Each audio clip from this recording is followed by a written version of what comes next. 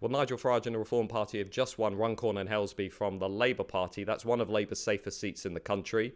It's an area that's been controlled by the Labour Party since the 1970s. This is a massive result for Nigel Farage and the Reform. It suggests that actually Reform could sweep through dozens and dozens of Labour seats across the Red Wall, across Northern England, down into Wales. It's going to cause a real problem for Keir Starmer's Labour government. About a dozen cabinet ministers are sitting in seats that Reform could easily win on the kind of swing that we've just seen in Runcorn and Helsby. But at the same time, Reform is going to also smash the Conservatives down the east coast of England into places like Kent and Essex and beyond.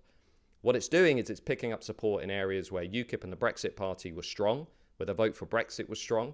And so it's inheriting that post-Brexit realignment that has been slowly but persistently reshaping the map of British politics. Reform is going to basically now tap into that and deliver a much bigger earthquake than anything we've seen previously. And it's not just protest. People in the media, people in the political class who are saying this is just a protest party, they misinterpret what's going on. Protest implies an irrational backlash.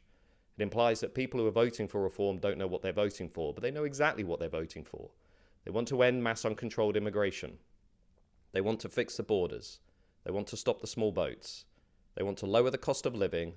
And they don't want to see what we saw last week, which is the British state using taxpayers' money to outbid the British people in the housing market while giving that housing to illegal migrants who break our laws.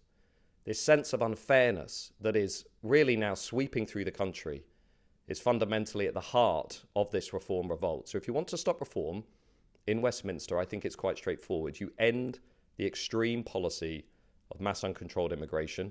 You do whatever's required to fix the borders, including leaving the European Convention on Human Rights.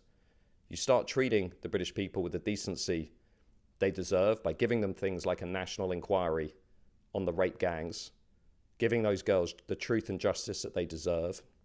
And you start to prioritise a hard-working, law-abiding, tax-paying, forgotten majority in this country, not the people who are breaking into our country and violating our laws.